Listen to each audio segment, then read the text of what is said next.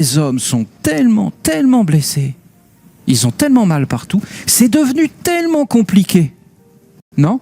Même de faire un cadeau à quelqu'un, que maintenant on fait des bons d'achat. Va t'acheter ce que tu veux. Mais on en est arrivé là. Vous ne le voyez pas tout ça? Tout est organisé pour ça. Si vous voulez vraiment aller vers la fraternité, je vais vous dire, c'est comme Mozart. Si vous voulez aller vers la musique, vous allez vers Mozart, vous allez vers Bach, vous allez aussi vers des gens qui ont fait de la musique aujourd'hui. Toutes les musiques parlent. Il ne faut pas enfermer la musique. Il y a des musiciens. Ils sont capables d'apporter des choses à l'humanité universelle. La musique. Si vous voulez aller vers la fraternité, vous allez vers le maître Peter de Nove. Peter de Nove a été l'incarnation de plusieurs choses sur la Terre, mais disons, lui était comme une porte, une antenne, une radio qui nous permettait en fin de compte de capter les programmes fraternité dans le monde. Si vous vous approchez de cet homme, eh bien, vous aviez les informations sur la fraternité.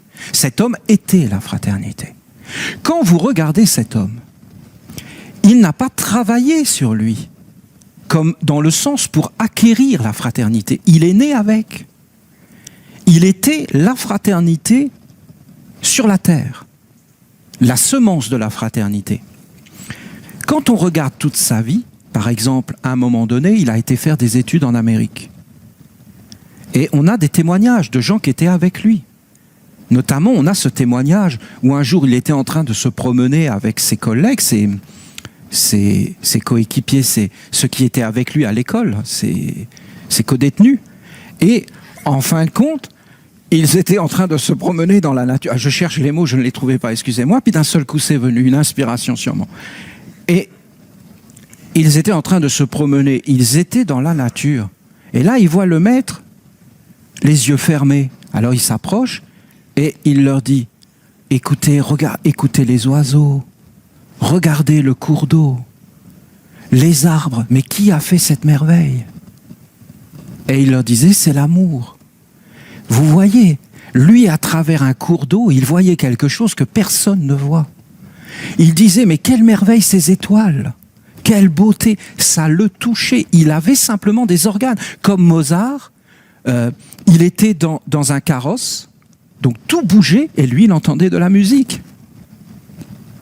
Dans un carrosse où tout était désagréable, lui, il entendait des symphonies et des bruits. Et c'était de la musique. Il avait un sens de la musique. Et il pouvait capter quelque chose et nous l'apporter. Mais les gens n'ont pas compris qui était Mozart. Il a eu une vie misérable, Mozart. Et il est mort dans la fosse commune, vous vous rendez compte? Ils n'ont pas vu qui il était. Après, ils s'en sont aperçus. Parce que même maintenant, on guérit des maladies avec la musique de Mozart. On fait pousser des plantes. Peter de Nove, c'était pareil. La fraternité, c'est pas d'être ensemble. La fraternité, c'est pas de s'aimer les uns les autres. La fraternité, c'est universel. La fraternité, c'est de développer la vision de l'autre. Vous savez, on a parlé de monde invisible. Nous, les Esséniens, on est des ésotéristes. On cherche les mystères. On cherche à entrer dans les mondes cachés. On veut regarder ce qu'il y a derrière les choses. On croit dans l'âme et on veut l'expérimenter. Mais bien souvent, on va dans les mondes invisibles, mais on ne peut pas y aller parce qu'on n'a pas les organes. Alors que le monde invisible, il est là, tout autour de nous. C'est toi, c'est moi. Essaie de me regarder avec d'autres yeux et tu vas voir un mystère incroyable. À côté de toi, au milieu de toi, tu peux toucher des régions insoupçonnées. Dans le visible, tu peux avoir un contact avec des mondes plus hauts, même à l'intérieur de toi. L'invisible, c'est l'autre, mais tu dois le regarder. Parce que s'il est réellement invisible, où est la fraternité? Si l'arbre est invisible, si la rivière est invisible, si les étoiles sont invisibles, si le chant de l'oiseau est invisible, si la souffrance du monde actuel est invisible, si l'autre est un étranger, si l'autre est catalogué, enfermé, c'est toi qui es enfermé. Et tu n'auras jamais accès à un invisible, tu auras accès à un fantasme, une pathologie, une maladie. Des croyances complètement absurdes, le communisme, le nazisme, des choses mais qui ne veulent rien dire. La croissance, la reprise économique, des mantras qui ne veulent rien dire, rien, qui ne sont pas réels, qui sont comme des fantasmes, des rêves. Le Christ m'a sauvé. Mais de quoi? De qui? La vérité, c'est l'autre. Si l'autre devient visible et que tu vois l'invisible dans le visible en lui, d'accord? Parce que tu peux aimer une forme, et puis après tu peux aimer une âme. Et derrière une âme, tu peux voir un être. Tu peux dire, oh celui-là, je le déteste. Mais qu'est-ce que c'est? Sympathie, antipathie? C'est rien. C'est faux. Tu dois dépasser cette sympathie et cette antipathie dans l'autre pour aller regarder ce qui est derrière. Et tu verras des êtres spirituels. Et tu seras posé. Et tu peux même encore aller plus loin. Et tu verras que le monde visible se révèle à travers, le monde invisible se révèle à travers le monde visible. C'est le premier pas vers la fraternité. C'est ce qu'a dit Jésus. Je suis en vous. Vous êtes en moi. Là où je vais, vous allez, mes amis, vous allez. Conduisez-moi à l'échafaud. Vous irez à l'échafaud. Conduisez-moi vers la lumière. Vous irez vers la lumière. Mettez la bénédiction sur la fraternité. Vous connaîtrez le bonheur et la gloire, la richesse, la splendeur. Mettez la bénédiction sur ce qui est contre la fraternité. Et vous aurez l'isolement des êtres, la mécanisation, la robotisation, la technologie, la froideur, l'envoûtement collectif, la malédiction. Vous serez tous vivants, séparés les uns des autres, ne pouvant plus communiquer les uns avec les autres. Enfermez chacun dans votre monde, prisonnier de vous-même. De quoi? De la mort. Qu'est-ce que la mort? Uniquement le corps physique. Et donc la vie du corps, et vous serez perdus. Alors écoutez, voilà ce que j'aimerais vous dire. J'aimerais vous parler de ce maître parce que vous voyez, quand il a dit cette parole, les ruisseaux, les arbres, les étoiles, en réalité, il essayait de parler, mais il n'y arrivait pas. Ensuite, il est retourné en Bulgarie. Et là, qu'est-ce qu'il a fait? Il a commencé à essayer de parler. Les gens sont venus vers lui, les églises, les universités, et lui ont dit « Est-ce que vous voulez travailler pour nous ?» Mais lui, il refusait tout ce qu'on lui proposait. En Amérique, il pouvait faire fortune. Il a refusé. Il a préféré retourner dans son pays, la Bulgarie. Cet homme savait ce qu'il voulait dans la vie. Personne n'a pu l'attraper. Il poursuivait un but. Il a vécu 5 ans dans la retraite, dans les montagnes. Il a été un peu professeur pour gagner un peu d'argent. Alors qu'on lui proposait des postes. Il refusait tout. Il voulait dire quelque chose, mais il n'y arrivait pas. Parce que vous voyez, si tu dis à une personne, je suis en toi, tu es en moi, et là où je vais, tu vas, la personne ne comprend rien ce que tu dis. Se faire comprendre, c'est pas si simple. Bien souvent, il faut des années et des années pour que les organes se forment. Le maître, Peter Donov, n'arrivait pas à parler aux hommes de fraternité.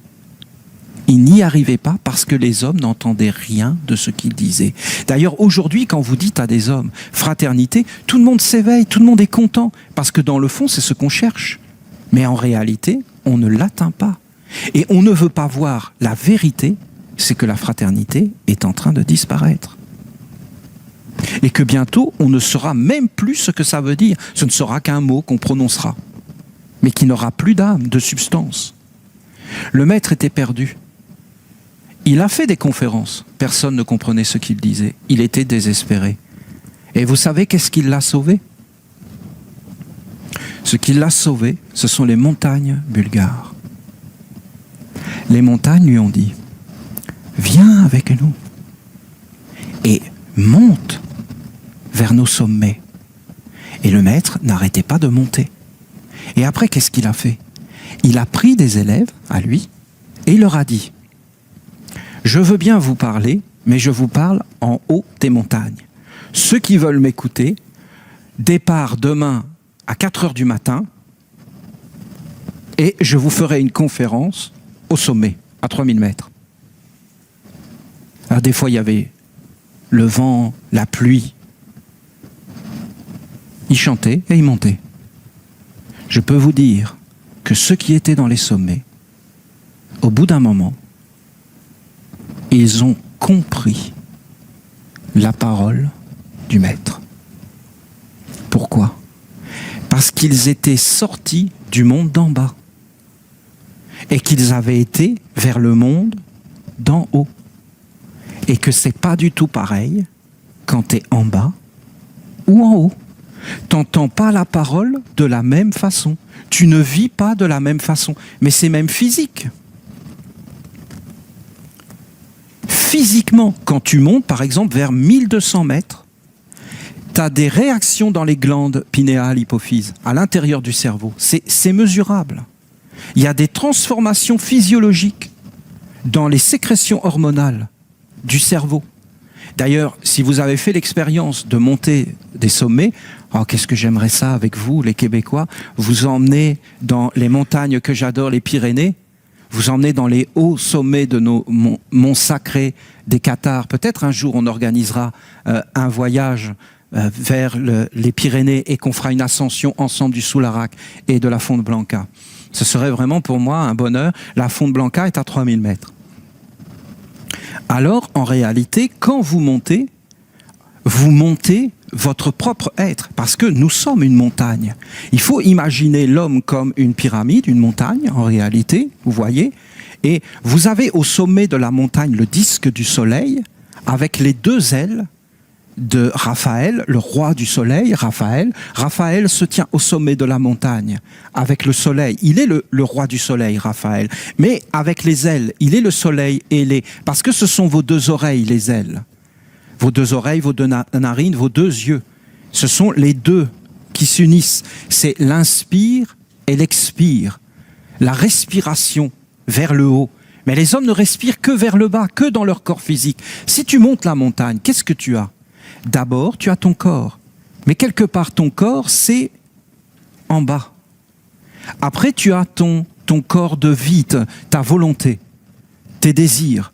Et bien souvent, quand tu commences à monter, tu commences à souffrir dans ton corps. Et tu te dis, qu'est-ce que je fais là? Et tu regrettes d'avoir pris un sac avec trop de nourriture, tu vois? Tu commences à te dire, oh là là, le poids, c'est important. Tu comprends des choses. Et il y a des choses que tu veux enlever. Après, il y a les sentiments, la pensée. Il y a des crises quand on monte, parce qu'il y a des étages.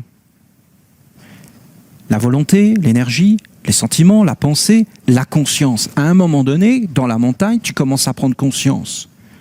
À un moment donné, tu commences à monter un peu plus haut, tu vois ta destinée. C'est très étrange.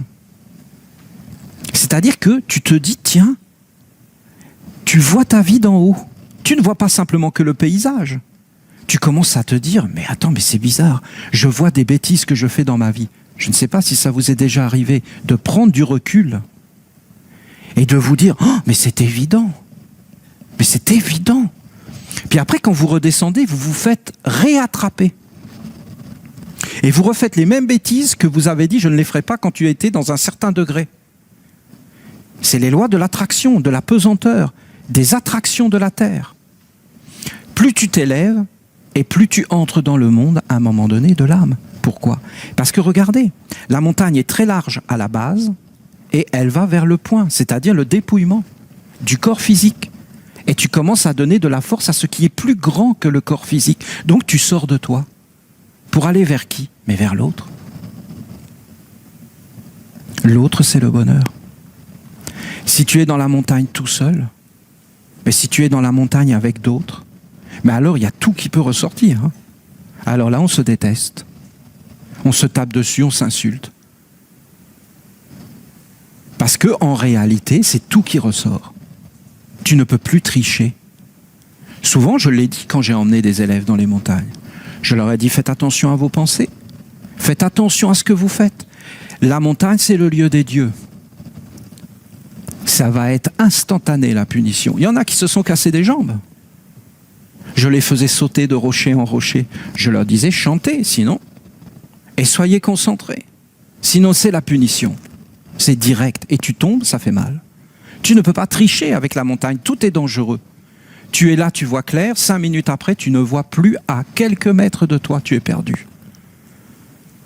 On ne triche pas avec la nature, avec le monde des dieux. C'est ce qu'a fait le maître Peter de Nove. Il les a emmenés. Parce que vous voyez, dans les hauts sommets, ils se sont dépouillés. Ils ont commencé à regarder qu'est-ce qui était important. L'amitié, la fidélité, la droiture, d'être ensemble, d'être solide, de faire une œuvre dans la vie. Parce que quand tu montes vers la montagne, vers le sommet, tu montes vers le souffle. Et quand tu redescends vers ton corps, tu redescends vers la réalisation. Dans le sens que tu as capté quelque chose dans les hauteurs et ensuite tu dois le réaliser et remonter. C'est pourquoi il les emmenait sans arrêt dans les montagnes. Vous savez, le maître les a emmenés au niveau de l'âme. Et là, vous avez un petit groupe d'êtres qui étaient avec lui et qui écoutaient ses paroles. Mais ils ne les écoutaient plus simplement dans le monde d'en bas. Ça vivait en eux. Alors il est né une espèce de force mondiale. Et la fraternité s'est mise à vivre dans les éthers de la terre. Au même moment, il y avait Adolf Hitler qui parlait de fraternité, de solidarité, de progrès social, de technologie, et qui était élu au suffrage universel. Il parlait les mêmes paroles que Peter de Nove, mais lui, c'était un enthousiasme énorme. Pourquoi? Il parlait le langage. La Volkswagen, voiture du peuple, la voiture pour tous, l'eau courante, les routes, l'industrialisation, la conquête spatiale, la technologie, la génétique. Oui, le bonheur, la vie maîtrisée. Pourquoi? Le corps physique. Le corps physique, elle est où la fraternité? Vous comprenez ce que je veux vous dire? Le corps physique, d'accord? La volonté, les sentiments, la pensée, la conscience, la destinée, l'âme, l'esprit. Très rare. Le maître de Nove n'a pas emmené ses disciples vers l'esprit. Lui allait vers l'esprit. Mais il faut aller vers le rien, le grand, le large, l'infini. Le maître allait chercher la fraternité dans un autre monde. Et il l'a ramenée dans le monde des hommes. Elle n'y était plus. Et les hommes qui avaient eu le courage de monter jusqu'à l'âme, jusqu'à se considérer comme des âmes, jusqu'à vivre dans ce monde des âmes, alors ces hommes ont fait vivre la fraternité sur la terre. Sinon, mais plus de fraternité, plus d'équilibre, de balance des mondes. On vit tous dans un seul monde. Un monde technologique, un monde uniquement pour le corps. Est-ce que c'est ça la fraternité? Le corps prend tout pour lui, alors qu'il est mortel. Et que ce qui est grand et immortel en nous, c'est pas le corps, c'est ce que l'on fait du corps. C'est les actes que l'on fait.